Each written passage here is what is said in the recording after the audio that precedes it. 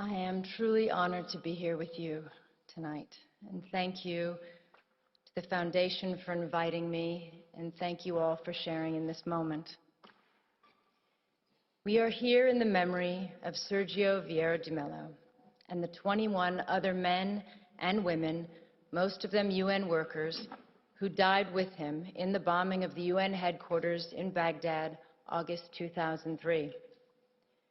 We remember all those who died to acknowledge each valuable life cut short and the families who share, even today, in their sacrifice. We also remember them for the power of the example they set.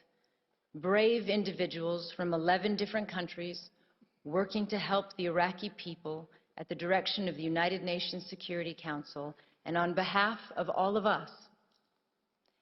This is sometimes forgotten, that in serving under the UN flag, they died in our names, as our representatives.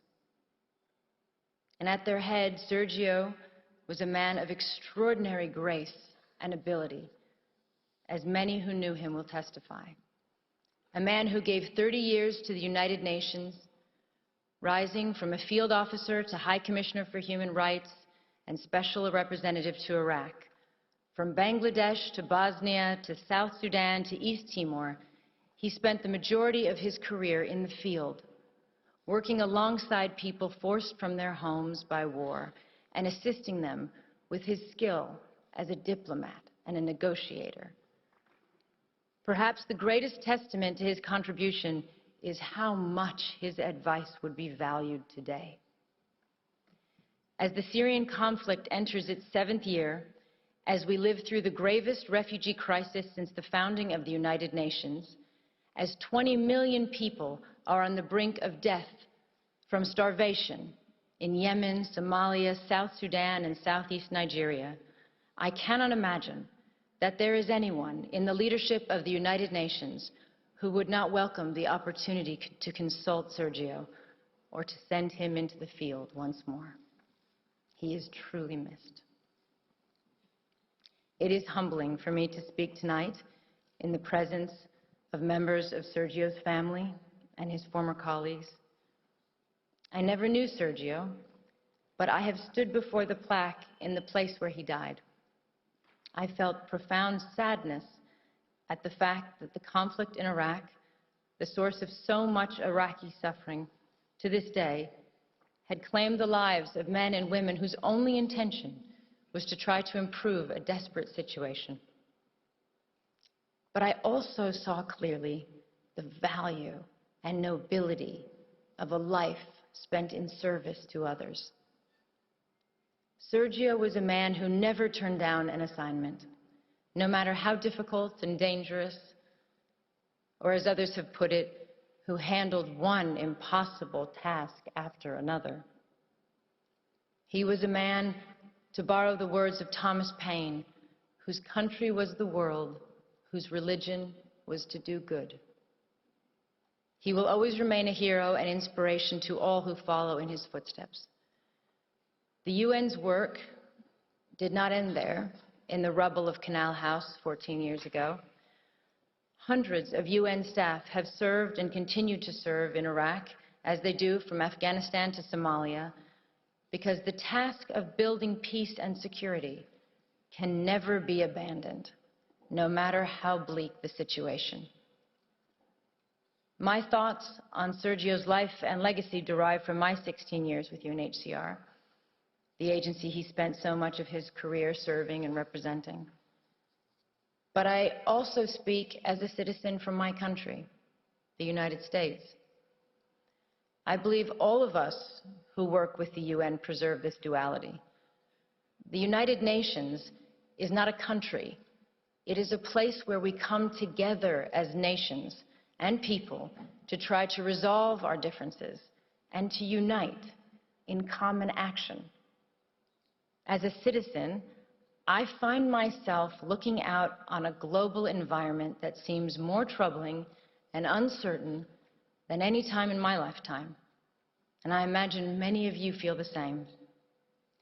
We are grappling with a level of conflict and insecurity that seems to exceed our will and capabilities. With more refugees than ever before, with new wars erupting on top of existing conflicts, some already lasting decades. We see a rising tide of nationalism, masquerading as patriotism, and the reemergence of policies encouraging fear and hatred of others. We see some politicians elected partly on the basis of dismissing international institutions and agreements, as if our countries have not benefited from cooperation but actually been harmed by it. We hear some leaders talking as if some of our proudest achievements are in fact our biggest liabilities, whether it is the tradition of successfully integrating refugees into our societies or the institutions and treaties we have built rooted in law and human rights. We see nations that played a role, a proud role, in the founding of the International Criminal Court, withdrawing from it on the one hand, and on the other, we see arrest warrants for alleged war crimes issued but not implemented, and other crimes ignored altogether. We see a country like South Sudan, ushered by the international community into independence, and then largely abandoned, not by the UN agencies and NGOs, but effectively abandoned, without the massive support they need to make a success of sovereignty. And we see resolutions and laws on the protection of civilians and the use of chemical weapons, for instance, flouted repeatedly, and in some cases under the cover of Security Council vetoes, as in Syria. Many of these things are not new, but taken together and in the absence of strong international leadership, they are deeply worrying. When we consider this, all of this and more, as citizens, what is our answer? Do we, as some would encourage us to think, turn our backs on the world and hope that the storm will pass? Or do we strengthen our commitment to diplomacy and to the United Nations? I strongly believe there is only one choice, demanded by reason as well as by conscience, which is the hard work of diplomacy and negotiation and reform of the UN. This is not to say that in any way this is an easy road, and there are reasons for people to feel insecure today. The level of conflict and lack of solutions combined with the fear of terrorism, the reality that globalization has brought vast benefits to some and worsened the lot for others, the sense of disconnect between citizens and governments, or in some countries the lack of governance, the overall feeling that for all our gains in technology and connectedness, the less we are in control of forces shaping our lives. All these factors and more have contributed to a sense of a world out of balance. And there are no easy answers. And despite the millions of people who have lifted themselves out of poverty in our lifetime, the difference between the lives of those of us born in wealthy, democratic societies and those born into slums and refugee camps in the world is a profound injustice. We see it, and we know it's wrong at a simple human level. That inequality is contributing to instability, conflict, and migration, as well as to the sense that the international system serves the few at the expense of the many. But again, what is our answer as citizens? Do we withdraw from the world where before we felt a responsibility to be part of the solutions? I am a proud American, and I am an internationalist. I believe anyone committed to human rights is. It means seeing the world with a sense of fairness and humility, and recognizing our own humanity in the struggles of others. It stems from a love of one's country, but not at the expense of others, from patriotism, but not from narrow nationalism. It includes the view that success isn't being greater than others, but finding your place in a world where others succeed too. And that a strong nation, like a strong person, helps others to rise up and be independent. It is the spirit that made possible the creation of the UN. Out of the rubble and ruin and 60 million dead of World War II, so that even before the task of defeating Nazism was complete, that generation of wartime leaders was forging the UN. If governments and leaders are not keeping the flame of internationalism alive, then as citizens, we must. The challenge is how to restore that sense of balance and hopefulness in our countries, while not sacrificing all we have learned about the value and necessity of internationalism. Because a world in which we turn our back on our global responsibilities will be a world that produces greater insecurity, violence, and danger for us and for our children. This is not a clash between idealism and realism. It is the recognition that there is no shortcut to peace and security, no substitute for the long, painstaking effort to end conflicts, expand human rights, and strengthen the rule of law. We have to challenge the idea that the strongest leaders are those willing to dismiss human rights on the grounds of national interests. The strongest leaders are those who are capable of doing both. Having strong values and the will to act upon them doesn't weaken our borders or our militaries. It is their essential foundation. And none of this is to say that the UN is perfect, because of course we know it is not. I have never met a field officer who has not railed against the shortcomings, as I imagine Sergio did in his darkest moments. And he, like all of us, wanted a UN that was more decisive, less bureaucratic, and that lived up to its standards. But he never said it was pointless, and he never threw in the towel. The UN is an imperfect organization because we are imperfect. It is not separate from us. Our decisions, particularly those made by the Security Council, have played a part in creating the landscape that we are dealing with today. We should always remember why the UN was formed and what it is for, and take that responsibility very seriously. We have to recognize the damage we do when we undermine the UN or use it selectively or not at all, or when we rely on aid to do the job of diplomacy, or give the UN impossible tasks and then underfund it. For example, today, there is not a single humanitarian appeal anywhere in the world that is funded even by half of what is required.